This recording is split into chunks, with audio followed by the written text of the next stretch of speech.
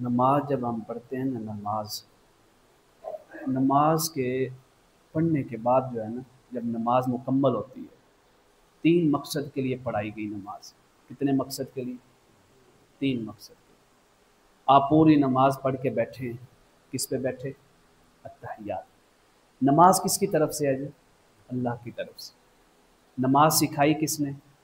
رسول اللہ صلی اللہ علیہ وآلہ وسلم۔ تو جو کلمات نماز کے اندر ہم پڑھتے ہیں وہ کس کا چناؤ اور انتخاب ہے؟ اللہ تعالیٰ کا۔ اور وہ چناؤ اور انتخاب کس کے ذریعے پہنچا؟ آقا کریم علیہ الصلوۃ والسلام کے ذریعے۔ تو وہ جو چناؤ اور انتخاب ہے وہ عام ہوگا یا کسی مقصد کے تحت ہوگا؟ نماز کے اندر 3 مقصد، 3 مقصد اگر آپ پورے کر لیتے ہیں نا تو آپ کی نماز قبول ہے۔ وہ کیا ہے 3 مقصد؟ آپ بیٹھے ہیں التحیات، آپ پڑھ رہے ہیں، آپ نے کہا التحیات للہ۔ التحیات کس کے لیے؟ اللہ کے لیے۔ والصلوات، صلوات کس کے لیے؟ اللہ کے لیے۔ والطیبات، طیبات کس کے لیے؟ یہ 3 چیزیں ہیں۔ تینوں چیزیں نماز یہ کہہ رہی ہے کہ یہ اللہ کے لیے کر لیں۔ اب سوال ہے یہ 3 چیزیں ہیں کیا؟ التحیات میں ہے زبان کی پاکیزگی، زبان، قول، بات، گفتگو، اس کی پاکیزگی۔ اور زبان جو ہے نا، اس کے ناپاک ہونے کا اصل سبب 2 چیزیں بنتی ہیں، ایک جھوٹ، ایک غیبت۔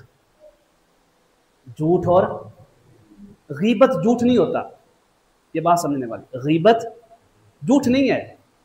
حضور نبی کریم علیہ الصلوۃ والسلام سے عرض کیا، یا رسول اللہ یہ غیبت ہے کیا؟ غیبت یہی ہے نا کہ اگلے بندے کے اندر خامی ہے، آپ بیان کر رہے ہیں کسی اور کو، اس کے سامنے نہیں۔ تو یہ جھوٹ ہے یا سچائی ہے؟ سچائی ہے نا، جھوٹ تو نہیں ہے۔ تو یہ غیبت اتنی بری ہو کیسے گئی سچائی ہونے کے باوجود؟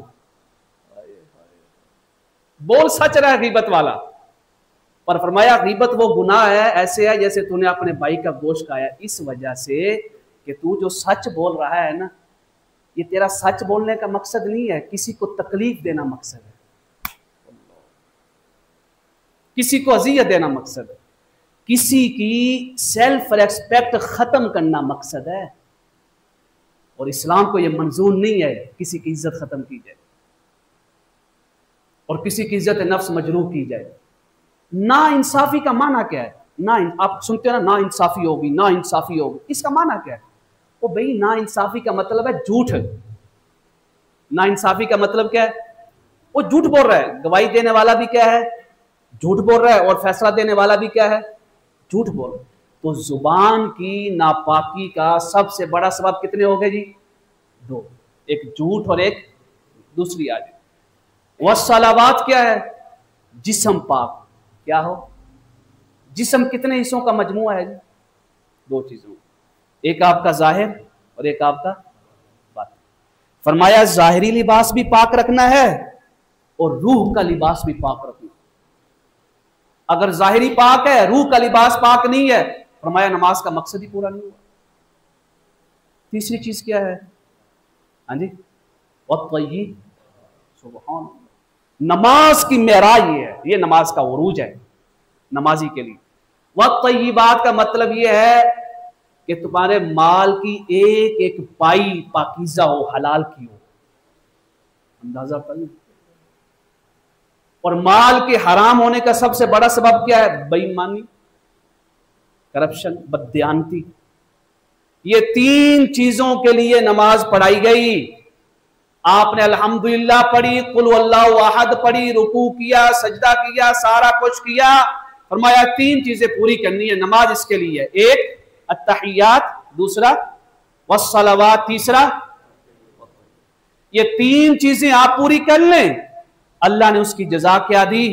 فرمایا ہر نمازی اس شخص کے اوپر سلام پڑھے گا، السلام علینا وعلی عباد اللہ۔ یہ نماز کا مقصد ہے۔ زبان پاک، جسم پاک، مال پاک۔